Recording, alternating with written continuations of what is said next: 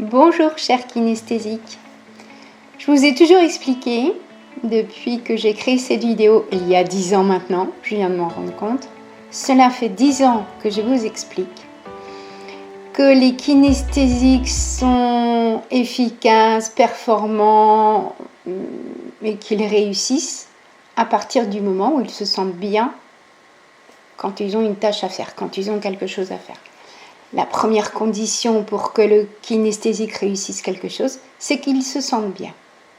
Et quand il ne se sent pas bien, il est perturbé, il est stressé, il est sous pression, ou il est dans des peurs, dans des craintes, ou il est menacé, ou il est dans une situation qui ne lui convient pas. Et de ce fait, il ressent très fortement un sentiment d'insécurité. C'est de ça que je veux vous parler aujourd'hui. Comment on fait avec cette tendance, cette forte tendance à ressentir un sentiment d'insécurité? Comment on fait pour naviguer avec ça dans la vie? On peut croire que c'est un poids à porter, on peut croire que c'est compliqué, mais en même temps, je vais vous apprendre à vous en servir pour que ce soit profitable. Et que de toute façon, il est important que vous ne vous sentiez pas coupable d'avoir ce fonctionnement-là. Je montre souvent aux parents en consultation comment leur enfant se sent extrêmement facilement en insécurité. Je vais détailler dans cette vidéo le côté des enfants et le côté des adultes, parce que c'est vraiment super important que les parents sachent comment faire avec ça. C'est pas toujours évident d'avoir un enfant qui se sent tellement facilement en insécurité. Et je vais développer aussi la partie pour les adultes. En séance, dans mes accompagnements, quand je suis avec les parents et les enfants, j'explique très souvent aux parents comment détecter ce sentiment d'insécurité chez l'enfant. Comment faire avec, comment l'apprivoiser et en faire un allié. Et en fait, c'est un super bon indicateur. Je vais vous raconter ça. Un enfant ressent extrêmement souvent le sentiment d'insécurité. Si vous avez des enfants kinesthésiques, demandez-leur comment ils se sentent à l'école. Est-ce qu'ils se sentent en sécurité? Est-ce qu'ils se sentent bien tout le temps, du matin au soir, en classe, à la récréation, sur le trajet? Et vous allez voir, vous allez vraiment être surpris. Il est très rare qu'un enfant se sente en sécurité à l'école. Ça peut vous choquer, je le comprends. Je vous invite tranquillement à questionner votre enfant pour vérifier, mais de façon anodine, ne le bousculez pas, s'il se sent en sécurité à l'école, à tous les différents moments. Menez l'enquête tranquillement, sans l'alarmer, sinon il va se fermer comme une huître, s'il sent qu'il y a un enjeu derrière. Et vraiment, interrogez-le de façon anodine, sachant que c'est normal pour un kinesthésique de se sentir en insécurité. C'est l'extrême sensibilité, c'est comme ça. Si on est extrêmement sensible à notre environnement, aux lieux, aux gens, aux circonstances, aux situations, eh bien, ça peut se traduire par un sentiment d'insécurité. C'est du stress, c'est de la pression, c'est des situations qui ne sont pas nettes. Le kinesthésique, c'est quelqu'un qui aime la franchise, la netteté, les relations simples. Sauf qu'en fait, dans notre réalité, en tout cas dans notre société ici en France, les situations ne sont pas toujours simples, c'est pas toujours net, les gens ne sont pas toujours francs, loin de là. Et le kinesthésique, il essaye d'être vigilant pour savoir comment se positionner par rapport à tout ça. C'est une vigilance constante. Et quand vous interrogez votre enfant par rapport à l'école, c'est ça que vous allez voir. C'est ce que je vois en séance quand je les interroge. Je me rends compte qu'ils sont en vigilance extrêmement souvent, quasiment constante. Donc vigilance constante et adaptation, suradaptation même en général, à ce qu'on croit qu'on attend de nous. Et bon, je détaillerai tout à l'heure, mais cela prouve que l'enfant ne se sent pas en sécurité, qu'il est toujours en vigilance. Imaginez, si vous êtes parent kinesthésique adulte et que vous savez comment on est quand on est en vigilance constante, on n'est jamais au repos. On fait attention, on surveille, on guette les signes. Ça, c'est de la vigilance. On ne peut pas se sentir en sécurité si on est en état de vigilance. C'est l'insécurité qui déclenche l'état de vigilance, qui est un système de protection. Il n'y a rien à redire, c'est tout à fait normal. Sauf que le corps est en état de stress. Quand on est en état de vigilance extrême, bien sûr que le corps est en état de stress. Et bien sûr que ce n'est pas les moments où on est le plus performant, ce n'est pas les moments où on réfléchit le mieux, ce n'est pas les moments où on réagit le mieux. Et en plus, ce sont des moments où on est guidé par les émotions. Évidemment qu'on est en état émotif quand on est comme ça. Donc vous voyez un petit peu comment ça peut être les journées à l'école. Pour certains, c'est pas facile. Il y en a qui vont se sentir très bien, parfait. Toujours par rapport à l'enfant, vous avez remarqué, surtout si vous avez des petits, les plus grands s'expriment moins comme ça après, mais les petits kinesthésiques, ils arrivent dans un lieu nouveau, tout de suite, c'est « Waouh, j'adore » ou « Bah, je déteste ». Et ce que j'explique tout le temps, c'est que nous, les adultes, nous devons entendre « Ici, je me sens bien » et « Ici, je ne me sens pas bien ». Voilà, c'est ça que ça veut dire. J'adore, je déteste cet endroit, ça veut dire « Là, je me sens bien » ou « Là, je me sens pas bien ». C'est génial pour vous en tant que parent parce que vous avez un indicateur tout de suite. Et s'il déteste, on va creuser la question pour savoir qu'est-ce qui ne va pas dans ce lieu-là. En tout cas, les enfants, ils réagissent très vite par rapport au lieu. Par rapport aux personnes, vous le voyez aussi. Il y a des gens, bon, ils peuvent être un peu sauvages, ils mettent du temps à se faire apprivoiser, mais après, il y a des gens avec qui ça passera jamais. Ça ne passe pas. Ils ne se sentent pas bien avec eux. Ils se sentent... Alors, est-ce que c'est une histoire de sécurité? Je ne sais pas. Mais ça me fait penser, là, en vous le disant, que c'est extrêmement important que dans votre enquête par rapport à votre enfant à l'école, vous lui demandiez si avec son maître, sa maîtresse, pour les petits. Quoique je le fais au collège aussi avec les profs. Franchement, j'ai des retours assez étonnants. En tout cas pour les petits. Est-ce que tu as confiance dans ta maîtresse? Est-ce que tu te sens protégé avec elle? Est-ce que tu te sens en sécurité avec elle? Selon l'âge, c'est ce type de questions auxquelles vous voulez avoir des réponses. Il y a des enseignants avec qui les enfants ne se sentent pas en sécurité. Ils sont tout le temps en état de méfiance. Il faut le savoir. Et mettre en place ce qui a besoin d'être appliqué face à ça. Donc pour les enfants, il y a l'école, il y a les lieux, les gens. Et puis dans les situations qui stressent pas mal les enfants, c'est aller en vacances sans les parents. Aller en vacances dans de la famille ou aller en vacances dans des camps, dans des colonies ou dans des activités comme ça qui durent longtemps. Partir en vacances où on doit dormir et où il n'y a pas les parents. C'est une situation, certains adorent, et puis certains sont extrêmement stressés et ils se sentiront en insécurité tout le temps parce que c'est un format qui ne leur convient pas. Donc c'est important de savoir comment se place notre enfant par rapport à ça. Se sentir en insécurité, ça peut être aussi se lancer dans une action nouvelle. Regarder la vidéo sur les nouveautés, ça doit être une vidéo qui parle du changement.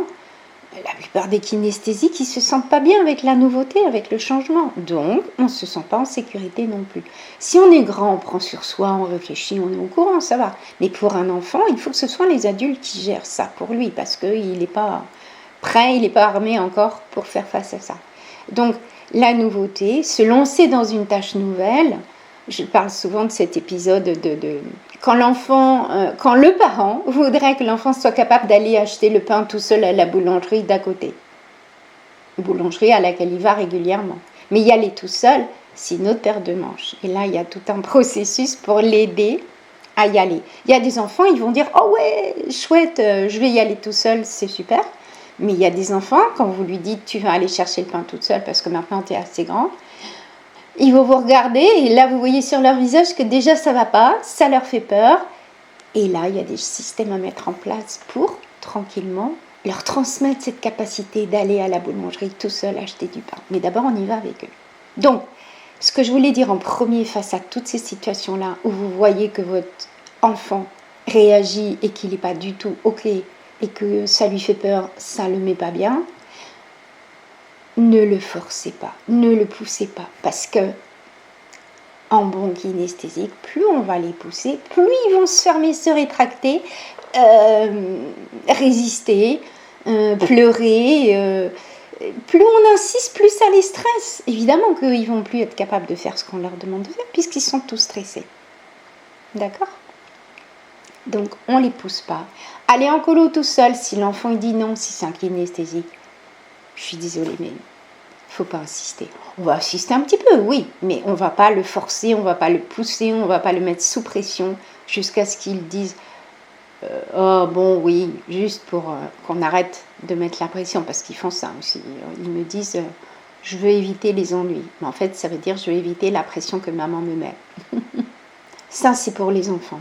Et ce que vous pouvez mettre en place avec ça, c'est écouter ce signal. En fait, il a un signal dans son corps, c'est le corps qui réagit. Tout ce que j'explique pour les enfants là, je ne le réexpliquerai pas pour les adultes parce que ça fonctionne de la même manière.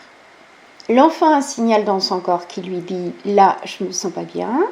Le « je ne me sens pas bien », ça va très vite à « je ne me sens pas en sécurité ». Si vous avez un petit, vous pouvez placer ce mot dans les conversations pour qu'il soit capable de l'employer lui et qu'il puisse vous dire à un moment donné « maman, je ne me sens pas en sécurité là ». Comme ça, vous avez l'information. Donc, l'enfant ne se sent pas bien, pas prêt à faire quelque chose, il ne se sent pas bien avec certaines personnes, il n'est pas prêt à faire quelque chose de nouveau, à se lancer. Eh bien, la technique que vous allez pouvoir employer, tout dépend de ce qu'il y a à faire, mais je donne un exemple.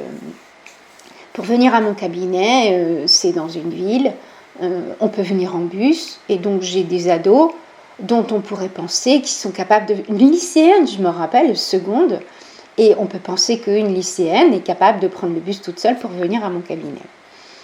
Et je voyais bien qu'elle faisait des yeux, c'était pas si évident pour elle. Elle est habituée à son trajet habituel. Voilà, les habitudes, être en territoire connu, ça convient bien aux jeunes kinesthésiques.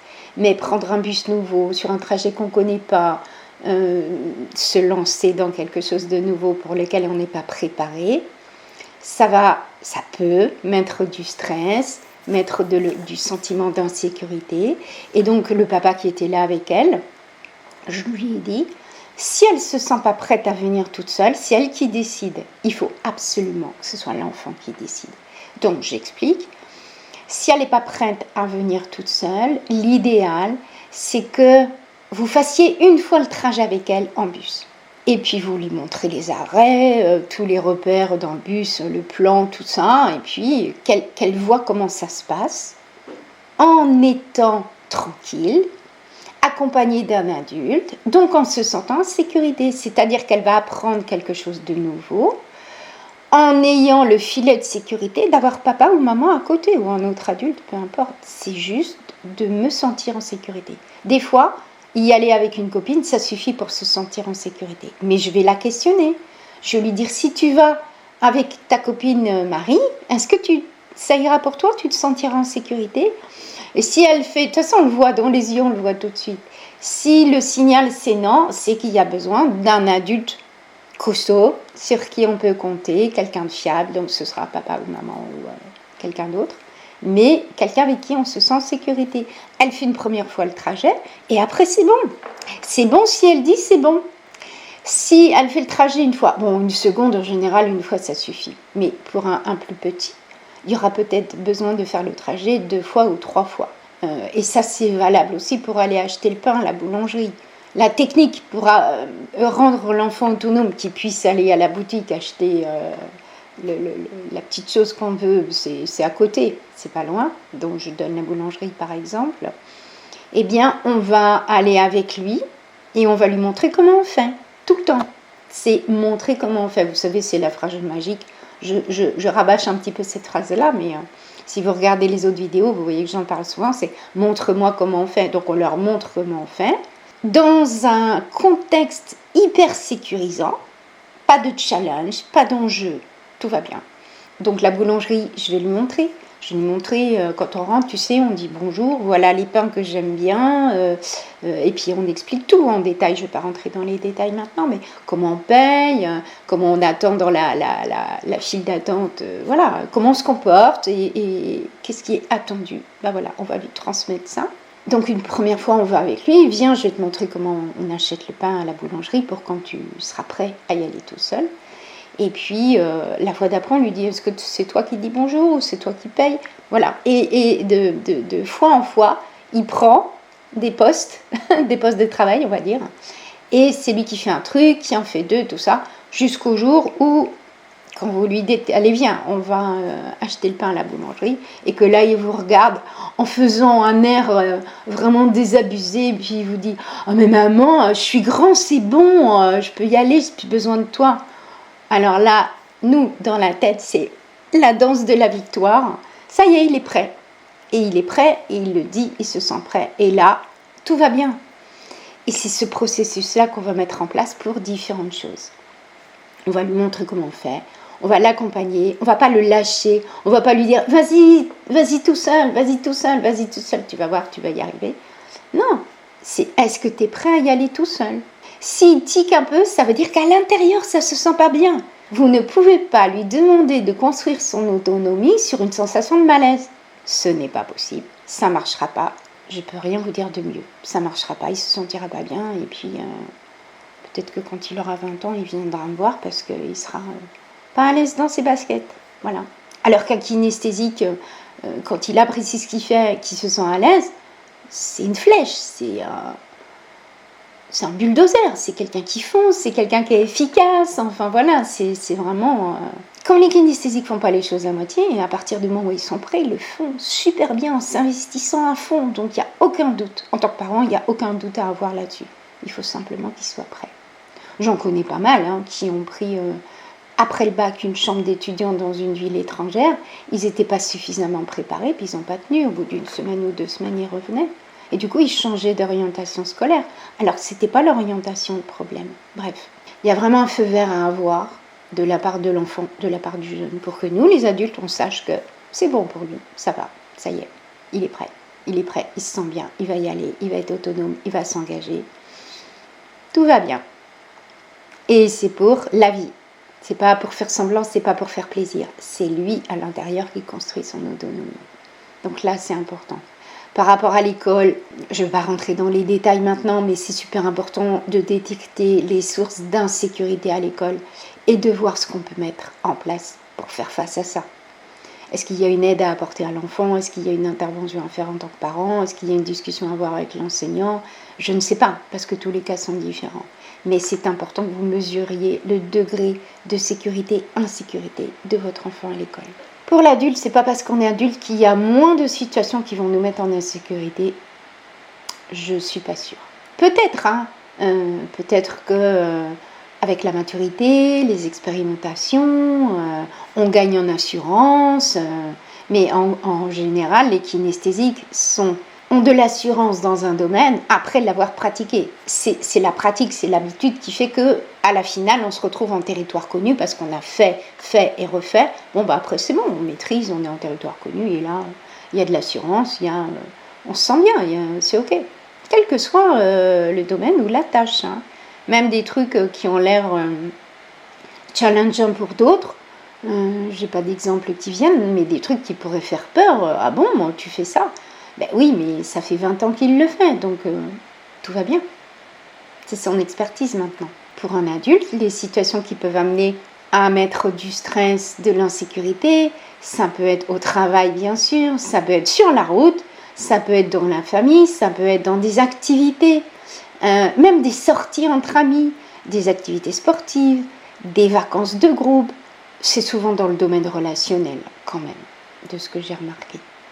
Parce que pour les adultes, les sources de stress, bien sûr, il y aurait à faire un truc qu'on n'a jamais fait, faire un trajet en voiture qu'on n'a jamais fait. Pour beaucoup, c'est très compliqué. Mais c'est souvent plutôt des histoires de relationnel humain, de groupe. C'est le regard des autres, la pression des autres, le jugement, ne pas savoir comment répondre aux attentes des autres ou du groupe. J'ai fait une vidéo là-dessus il n'y a pas si longtemps. Je ne sais plus si c'est dans le cas, dans cette série-là, ou si c'est dans la série Pelouse interdite. C'est peut-être bien dans Pelouse interdite. Ça, c'est un gros souci de pression, répondre aux attentes des autres. Deviner. Alors là, c'est pareil, un état de vigilance, boum, boum, boum, les antennes, on essaye de les déployer, parce qu'on essaye de deviner. C'est bien compliqué. En tout cas, ça met en état de stress, de vigilance, et on ne se sent pas bien. Je disais au début de la vidéo, les situations qui ne sont pas nettes au niveau relationnel, les trucs pas clairs avec des gens pas clairs. Je donne un exemple par rapport au boulot. Vous travaillez avec une équipe, vous avez des collègues, et il y a les collègues qui sont sympas tout le temps. Il y a les collègues qui ne sont jamais sympas. Et puis il y a ceux qui sont sympas, on ne sait pas trop comment, un jour sur deux, c'est changeant, on ne sait pas sur quel pied danser avec eux. Et bien c'est les plus difficiles. Le kinesthésique, il fait tout le temps attention. Est-ce qu'il va être de mauvaise humeur ou pas aujourd'hui? Il s'est passé quoi? Il va réagir bien ou pas bien? Parce qu'on ne sait pas. Il y a des jours c'est avec, des jours sans. Celui qui est toujours gentil, on sait qu'il est toujours gentil. Celui qui est toujours méchant, on sait, il est toujours méchant. Donc on n'a pas de doute, on sait qu'il grogne, il réagit mal. Bon, mais on le sait. Donc même si la personne est désagréable, nous on est en territoire connu, puisqu'on est au courant. Le plus difficile à gérer, c'est les gens qui sont changeants. En famille, c'est la même chose, c'est pas parce que c'est au travail. Une personne changeante qui change d'humeur tout le temps, je ne sais pas sur quel pied danser avec elle, ça nous met en insécurité. Parce qu'on ne sait pas, on ne sait pas à l'avance. Et les kinesthésiques, quand même, regardez la vidéo où j'explique l'instinct de planification des kinesthésiques, on aime savoir à l'avance. À quoi s'attendre, sur quel pied danser, être en territoire connu. Ça, c'est des situations qui diminuent très fortement le sentiment d'insécurité. Face à la nouveauté, c'est normal qu'il y ait de l'insécurité. Et donc, pour les adultes, je vais vous donner une façon de faire face à ça. Premièrement, quand vous avez votre signal à l'intérieur du corps, votre corps où il y a le radar intérieur là, quand vous avez votre signal, vous l'écoutez. Ah, j'ai mon signal, ça va pas, je me sens pas bien, il y a un truc. Déjà. Et là, je m'arrête et je vais écouter. Ok, ça raconte quoi ce signal-là? Je me sens pas bien. Alors, posez-vous la question tout de suite. Est-ce que je me sens en insécurité? Prenez l'échelle de 0 à 10 et dites à combien, dans votre tête, à combien vous vous sentez en insécurité. 0, tout va bien, c'est plat. 10, je me sens vraiment en danger, vraiment pas du tout en sécurité. J'ai le cœur qui palpite, la gorge qui se noue, le ventre serré, je sais pas. Vous avez chacun vos réactions corporelles. Donc, à combien je me sens d'insécurité? Ça, c'est une question qui est intéressante à se poser. Et ensuite, vous vous posez la question, souvent c'est des craintes, des peurs, du stress. Est-ce que la source de cette insécurité, elle est extérieure ou est-ce que ça vient de moi? Est-ce que c'est moi qui me dit des phrases dans ma tête qui fait qu'à l'intérieur de mon corps ça se serre et je me sens de moins en moins bien? Ou est-ce que l'insécurité est produite par l'extérieur? Ça demande un petit peu de regarder de près, mais c'est quand même important de savoir et de rentrer dans les détails. Ok, qu'est-ce qui fait que je me sens en insécurité? Déjà, donc ça vient de l'extérieur, ça vient de l'intérieur, c'est deux chemins différents. Ça vient de l'intérieur. Par exemple, un exemple bête, le chien des voisins me fait peur, mais je sais bien qu'il est gentil, mais de toute façon il me fait peur. Et je sais que dans mon histoire, j'ai eu des morsures de chien, où je me suis fait attaquer, où j'ai un mauvais souvenir, il s'est passé quelque chose. Donc là, ça vient de moi, puisque le chien, tout le monde dit qu'il est gentil, mais moi j'ai peur, je me sens pas bien, donc je fais un détour, je passe pas devant la maison, etc. Donc je me sens pas en sécurité. Et là, je sais que ça vient de moi. Mettez-vous un petit peu en mode analyse rationnelle pour savoir quel est l'élément qui fait que je me sens en sécurité. On est à une soirée avec des gens, mais il y a une personne, vraiment celui-là, on ne le sent pas. Il y a un truc qui n'est pas net chez lui, je ne sais pas quoi, qu'est-ce qu'on pressent, je n'en sais rien. Et hop, on l'identifie. Parce que tous les autres, ça va. Mais ça prend un petit peu de temps, un petit peu de recherche. Mais il faut savoir de façon rationnelle sur quel détail mon corps s'appuie pour se mettre en alerte insécurité. Parce que je peux me dire, c'est toute la situation. Comme l'étudiant qui a quitté la ville où il démarrait des nouvelles études, mais c'était juste à cause de la chambre. C'était pas les études. Mais lui, il a tout balancé à la façon kinesthésique. On veut plus rien savoir de la situation, alors qu'en fait, c'est un détail dedans qui ne va pas. Donc là, on passe en mode rationnel, on met un petit peu de mental, puis ça va bien, parce que les kinesthésiques, ils aiment bien chercher le sens des choses. Je vous propose de chercher du sens de manière à apporter une solution. C'est ça le but. Donc, vraiment, on décortique pour voir ce qui nous, dans la situation, qu'est-ce qui nous met en situation, en sentiment d'insécurité. Sur un trajet, prendre la voiture, la route, il y a 5 heures d'autoroute, il y a ou traverser une ville.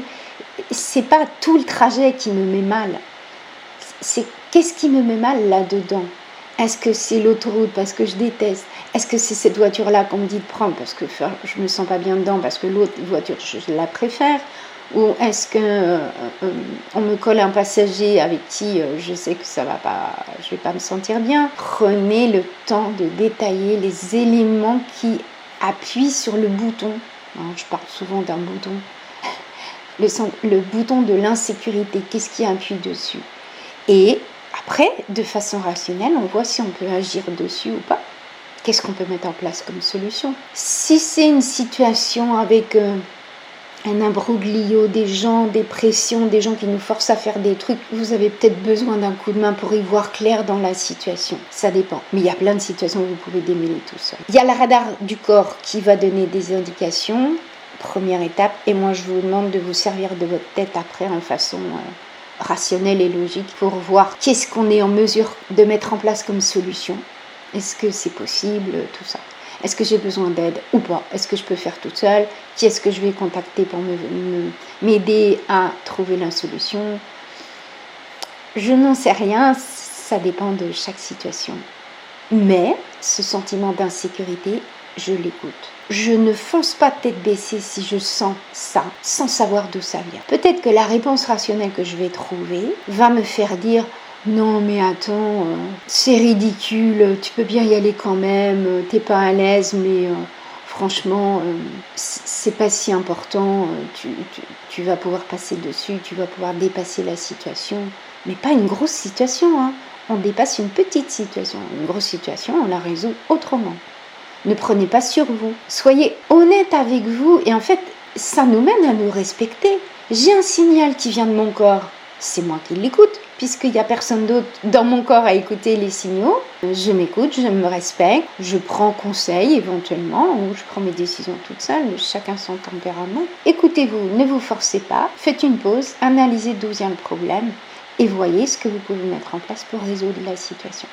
En tout cas, ce signal d'insécurité est très pratique et très important pour les kinesthésiques. Les autres personnes n'ont pas ce signal-là, alors servez-vous-en. Ça peut être contraignant, oui, mais servez-vous-en. Faites-en un allié. Pour finir, dans votre recherche pour mettre en place des solutions par rapport à des situations, je vous invite à re-regarder la série sur la chaîne des kinesthésiques, la série Pelouse interdite, parce que j'aborde dans cette série-là des situations qui peuvent être des pièges pour les kinesthésiques. Donc je donne des clés pour éviter de tomber dans ces pièges-là. Ça peut vous donner des idées aussi. Je pense que je vous ai tout dit pour aujourd'hui. Si vous êtes arrivé au bout de cette vidéo, c'est qu'elle vous a plu. Donc je vous invite à mettre un petit pouce quelque part. Et puis peut-être à vous abonner si vous ne l'êtes pas, partager avec vos amis qui sont kinesthésiques. 10 ans déjà. Il y a 10 ans, pile poil, en juillet 2016, je publiais la première vidéo. La première vidéo sur les kinesthésiques. C'est vraiment chouette. Je vous dis bye bye. À bientôt dans une nouvelle vidéo. À votre disposition, il existe le livre consacré entièrement aux kinesthésiques. Je ne peux pas m'empêcher de bouger. Et si vous étiez kinesthésique, mode d'emploi d'un cas épanoui, ce sont 200 pages qui vous expliquent le fonctionnement des kinesthésiques, les particularités, et comment s'en débrouiller dans la vie et comment communiquer avec son entourage et se faire comprendre.